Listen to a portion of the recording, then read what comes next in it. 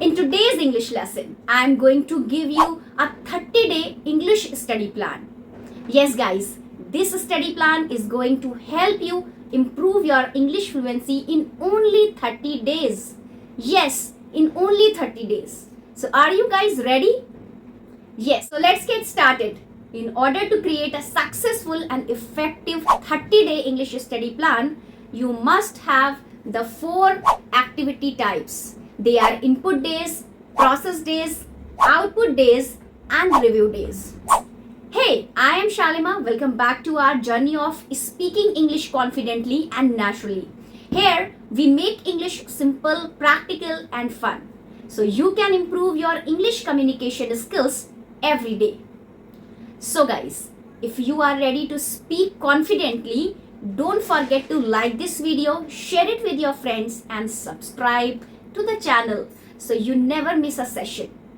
So now let's get started. So in today's lesson, I am going to teach you how to make your effective 30-day English study plan using these 4 activity types. The first week is day 1 through 7, and day 1 is our input day. Okay, but what is an input day? So let me tell you guys, input days are days where you learn new information by seeing, hearing, or reading the information, which creates initial memory. Traces input days, in other words, are the days where you put information into your brain. So on day 1, for example, this would be your activity. Okay, find one vocabulary word, one expression, and one idiom, and make sure they each relate to the topic. Notice each week also is going to have a topic. Okay, and as you are watching this lesson, you will see that I have 4 weeks, one as an example. Okay, so our topic is food and cooking. Okay, so for day 1 of week 1, our topic being food and cooking, guys, we have to input information. Okay, so let's say we find one vocabulary word, and that vocabulary word is savor. Savor. It means to enjoy food, or an expression slowly and completely. So for day 1, we have our input vocabulary word being savor. What about the expression for day 1 and input day? So an expression related to our topic for this week, for example, topic being, okay, being, yes, food and cooking. So our expression is to have a sweet tooth. To have a sweet tooth, it means you love eating candy. Okay, sugar cakes and pies. So you have a sweet tooth. We are inputting information day 1 and input day. And now we need to get an idiom related to the topic. Our topic again, food and cooking. Alright, you know it very well. The idiom for day 1, our input day, is the best thing since sliced bread. Now this has a food item in the idiom bread. Best thing since sliced bread. Sliced bread. Now this has a food item in the idiom. Okay, bread. But this idiom, the best thing since sliced bread, means, hey, this is amazing. I think whatever I'm speaking about, it was about an awesome. So this is the best thing since sliced bread. You got it? Excellent. So day 1 is our input day. Okay, now we have to move on to day 2. And day 2 is a process day. But what is a process day, guys? So process days are days where you analyze and understand the information by connecting it to what you already know, which strengthens your memory pathway. And think about it on day 1. It was an input day. You remember we put all of this information in, but now it's just floating around in our brain, right? So we have to process it, get a hold on it, connect it to something. Okay, so day 2 being our process day. Okay, so what would that look like for our example topic being food and cooking? So on day 2, a process day, you are going to find 3 synonyms for the vocabulary words, 1 image for the expression, and 3 example sentences for the idiom. Alright, so let's check this out. Okay, now vocabulary synonyms. Remember, our vocabulary word from day 1 was come on savor. Excellent. So 3 synonyms for savor. We have relish, to enjoy it, relishing in the fact. Second, we have enjoy. And third, we have appreciate. 3 synonyms for the vocabulary world, and we are processing. So our brain is saying, oh, okay, savor means this. There are 3 other words. Okay, there are 3 other words, and we are processing the information. What about the expression? Find an image that represent having a sweet tooth. So I am actually going to have you close to your eyes right now. Okay, the image is on my screen. You close your eyes, and I'm not gonna show you anything, and I'm going to describe an image. Okay, an image about having a sweet tooth. I want you to imagine a little boy, guys, cute, big cheeks, and he's about 3 years old. Adorable. You just wanna pick him up and kiss his cheeks. And this little boy is given an apple, and he just started crying. And I don't want an apple. And his mom looks at him and says, what do you want? He says, I want a chocolate bar. And he says, Johnny, that's not good. He said, Mommy, I want a chocolate bar. Mom, I want a cupcake. And in this image, I want you to see Johnny with his cupcake in his hand, looking at the camera, smiling. So you just imagine that, right? But you want to find an image that shows someone who has a sweet tooth, and you got it, right? Excellent. All right. Now then, for an idiom, find 3 example sentences using the best thing, sliced bread. So I can give them to you guys. For example, 2. Listen, guys, listen. That pizza you just brought me is the best thing since sliced bread. Now it just doesn't have to refer to food. I could say, you know what? You know what, guys? Listen to me. That book, the best thing since sliced bread. Now we normally use it about food, okay? But you can use it interchangeably. Okay, so you see again, finding sentences, 3 sentences related to this. Okay, related to this. And day 2 is our process day. So day 1 we had an input day and putting the information, and in day 2 we had a process day. So right now we have an output day, that is day 3. And what is an output day? So output days are the days where you use the information actively through speaking or writing, which solidifies learning and builds practical language skills. So on the output days, you are taking the information that you input, taking the information that you processed, and you are using it in real life. So for example, day 3 is an output day. Okay, and you are going to write 1 sentence for each term that relates to your daily life. For example, we have the term savor. I could use this sentence. I could write this one, and I savor my morning coffee before starting work. Okay, hey, before I start work, I like to drink coffee. I don't just an example here, but I savor my morning coffee before starting work. So using what you learn to speak about your daily life, what about the expressions? So my sister has such a sweet tooth that she keeps chocolates in every drawer. Think about your life, guys, and how you can use this expression to describe something happening in your life or someone in your life. And this is an output day. So you caught it, right? Excellent. Now hit my arm, and here we go. And the idiom. Now, my new rice cooker is the best thing since sliced bread. It makes perfect rice every time. Remember, I said we can use this idiom to describe things that are not actually food. The rice cooker, I am not going to eat that, but I can use the idiom to describe it. So you are seeing on the output days. Okay. Now you are using what you input, what you process to describe your life. Now let's talk about the day 3. Yes, you got it. Okay, we are talking about day 3. Now we move to day 4. Now day 4, now we are restarting the pattern. Okay, day 4 is an again input day. And you understand what an input day is. The activity is all about putting information in.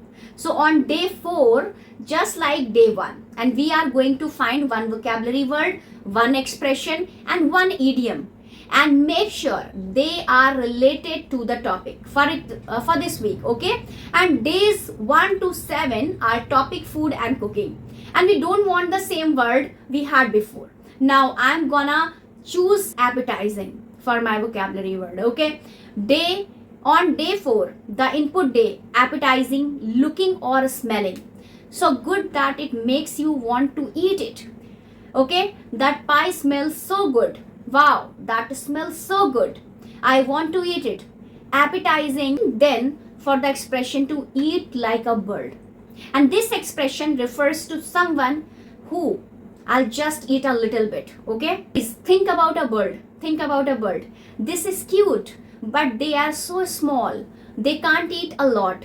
To eat like a bird means not to eat a lot, right? And then an idiom for a day 4.